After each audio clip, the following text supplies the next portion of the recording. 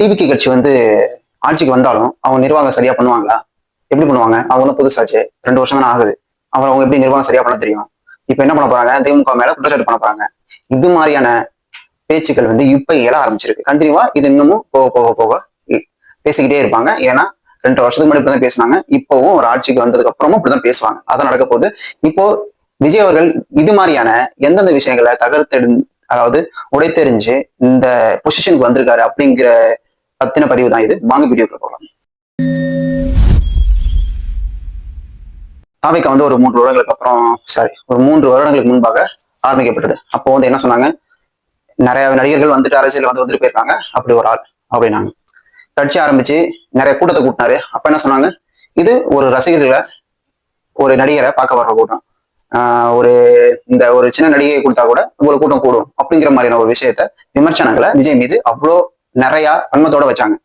அதுக்கப்புறம் ஒரு சம்பவம் நடந்துச்சு. கரூர்ல 41 பேர் இறந்தாங்க. அங்க அவர் மீது பழி சொல்லப்பட்டது.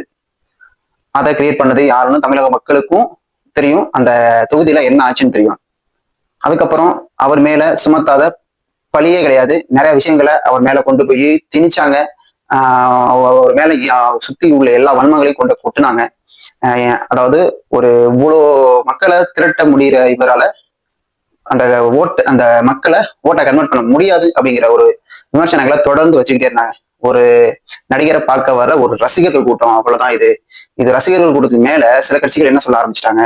மக்களே ரொம்ப இழிவுபடுத்துற விதமா இது ஒரு தற்கொலை கூட்டம், டிரான்ஸ்ஃபார்ம்ல ஏறலாம், மரத்துல ஏறலாம், சொல்றதை கேட்க மாட்டான் அப்படிங்கிற மாதிரியான விஷயங்களை பல்வேறு குற்றச்சாட்டுகளை இந்த 2.5 வருடங்கள்ல வைக்காத ஆளே கிடையாது. அது மாதிரியான விஷயங்களை விஜய் அவர்கள் எதுக்குமே அவர் செவி சாய்க்காம அவருடைய ஒரே போக்கஸ் திமுகவுடைய வெற்றியை தடுக்கிறது, நம்ம ஆட்சிக்கு வரணும் அப்படிங்கிற ஒரு போக்கஸ் மட்டும் தான் வச்சிருந்தாரு. இந்த சைடு அவருக்கு ஏற்படுற கெட்ட பேரு, இந்த சைடு அவர் மேல சொல்ல பழி சொற்கள், எதுக்குமே அவர் ஆக்சுவலா ரியாக்ட் பண்ணல. அவருடைய போக்கஸ் நோக்கி போய்கிட்டே இருந்தார். அதுதான் அவருக்கு இப்ப வெற்றியை கொடுத்துன்னு பார்க்கணும்.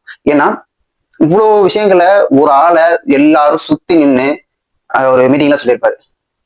ஒருத்தனை இவ்வளவு கட்சிகள் வந்து எல்லாம் ஒன்னா சேர்ந்து எதுக்குறாங்க.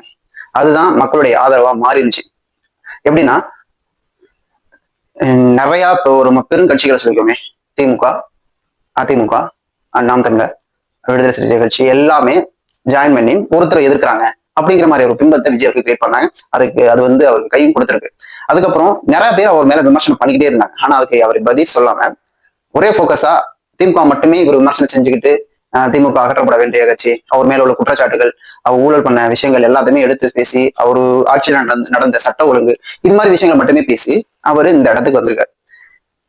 அவர் மேல போடப்பட்ட பழிகள் அவருடைய சொந்த பிரச்சனையா இன்னொரு நடிகையை சேர்த்து வச்சு பேசினதா இருக்கட்டும், இல்ல இந்த கரூர் விஷயமா இருக்கட்டும், அவர் மேல இந்த வருமான வரித்துறையில ஊழல் பண்ணியிருக்காரு அப்படிங்கிற ஒரு விஷயமா இருக்கட்டும், இல்ல டிக்கெட்டுக்கு லஞ்சம் வாங்குறாங்க, அது மாதிரி விஷயங்களையும் விஜய் அவர் மேல பழிப்பட்டாங்க. அது மாதிரி விஷயமா இருக்கட்டும், இல்ல மக்களை வந்து இவர் சரியா வழிநடத்த தெரியல, இந்த கூட்டம் வந்து ஒரு கொள்கையற்ற கூட்டம் அப்படிங்கிற மாதிரி விஷயம் சொன்னது, இவர் மேல ஒரு கட்சி சாயத்தை பூசினாங்க. இவர் பிஜேபியோட பி டீம் அப்படிங்கிற மாதிரி எப்பவும் திமுக சொல்ற ஒரே விஷயம், பிஜேபியோட பி டீம் அப்படின்னாங்க. ஆனா அவரு எந்த விஷயமே அவருடைய வாய் சொற்களால் பேசாம அவர் செயல்பாடுல காட்டியிருக்காரு. இந்த விஷயம் தான் ரொம்பவும் மக்களால் கவனிக்கப்பட்டது. ஆனா கட்சிகள் எல்லாமே இவருடைய என்ன சொல்றாரு அப்படிங்கிறத கேட்க ஆரம்பிச்சாங்க. ஆனா மக்கள் வந்து இவருடைய செயல்பாடை பார்த்தாங்க. அதுதான் அவருடைய வெற்றியும் கொடுத்துருக்கு. இப்போ வந்து அவர் கட்சி ஆரம்பிச்ச 3 வருடங்கள்லயே தமிழ்நாட்டிலையும் சரி எங்கேயுமே நடக்காத ஒரு நிகழ்வு. இதுக்கு முன்னாடி ஆந்திரால என்டிஆர் அவர்கள் பண்ணாங்க. கட்சி ஆரம்பிச்ச 9 மாசத்துல ஆட்சிக்கு வந்தாரு 40% ஓட்டோட. அதுக்கப்புறம் விஜய் அவர்களும் 35% ஓட்டோட கட்சி ஆரம்பிச்சு 3 வருடங்கள்லயே இந்த ஆட்சியை பிடிச்சிருக்காரு. இது தமிழ்நாட்டில இதுவரையும் நடந்தே தீராத ஒரு நிகழ்வு. அப்படின்னா இது ஒரு வரலாற்று நிகழ்வா மாறி இருக்கு. கட்சி ஆரம்பிச்சு இருபெரும் திராவிட கட்சிகளை கீழே இறக்கி விட்டு இவரு முதன்மையா போய் நிக்கிறது. இது வந்து நிறைய பேரால ஏத்துக்க முடியாத விஷயமா இருக்கும். ஆனா பெரும்பாலான அதாவது ஏழ்மையான மக்கள், சிறுபான்மை மக்கள், பெரும்பான்மை எல்லா தரப்பு மக்களுமே இதை கொண்டாடப்படுற ஒரு அரசியல் நிகழ்வா மாறி இருக்கு. எல்லாரும் உற்று நோக்கிற ஒரு விஷயமாவும் மாறி இருக்கு. இது மாதிரி இதுக்கு முன்னாடி எந்த விஷயமும் நடந்ததே கிடையாது. ஒரு முதல்வர் பதவி ஏற்கலாம்னா ஓட்டு போட்டாங்களா, அதுக்கப்புறம் ஆனாரா ஆகலையான்னு கண்டுக்க மாட்டாங்க. அந்த மாதிரியான விஷயங்கள் தான் இதுவரை தமிழ்நாடு நடந்திருக்கு. ஆனா இப்போ அது எல்லாமே ஃபுல்லாவே சேஞ்ச் ஆயிருக்கு. அவர் அரசியல்னா நாங்க இப்படிதான் பண்ணணும் அப்படிங்கிற ஒரு வழிமுறைகளை திராவிட கட்சிகள் பின்பற்றினாங்க. இப்படிதான் இருக்கணும் அப்படின்னு இவர் வந்து அது எல்லாமே உடைத்தெறிந்துட்டாரு. அது எப்படின்னா, அவர் வந்து இதுவரை பிரஸ் மீட் பண்ணவே இல்லை, மக்கள்கிட்ட போய் எல்லா தொகுதியும் சந்திக்கவே இல்லை. இவருடைய பாப்புலாரிட்டி அண்டு மக்களுக்கு தேவையான மாற்றம், எதிர்கட்சிகள் மேல உள்ள அதிருப்தி, இது எல்லாமே அது மட்டும் இல்லாம விஜய் அவர்கள் மேல உள்ள ஒரு நம்பிக்கை, இது எல்லாமே சேர்ந்து இந்த மாற்றத்தை கொடுத்திருக்கு. இந்த மாற்றத்தை விஜய் அவர்கள் முதல்வரா பணி ஏற்று இந்த மக்கள் எதிர்பார்க்கிற ஒரு நல்லாட்சியை கொண்டு போகணும்னு எல்லாருமே நினைப்பாங்க. அதே தான் நம்ம நினைக்கிறோம். அவர் வாழ்த்துக்கள். இந்த அரசு ஒரு தொய்வு இல்லாம இனிமே எல்லாரும் திரும்ப இப்ப வன்மத்தோட அவர் மேல பழி சொல்றதுக்காகவே காத்துக்கிட்டு இருக்க. அவர் என்ன ஒரு சின்ன விஷயம் பண்ணாலும் அதை தூக்கி கொண்டு போற. இதுக்கு முன்னாடி அவருக்கு மீடியா சப்போர்ட் வந்து ஃபுல்லாவே கிடையாது. ஒரு மெயின் ஸ்ட்ரீம் மீடியா வந்து அவர் சப்போர்ட் பண்ணதே கிடையாது. அவருடைய ரசிகர்கள் அண்ட் யூடியூப் சோசியல் மீடியாவில் மட்டும்தான் அவர் சப்போர்ட் இருந்துச்சு.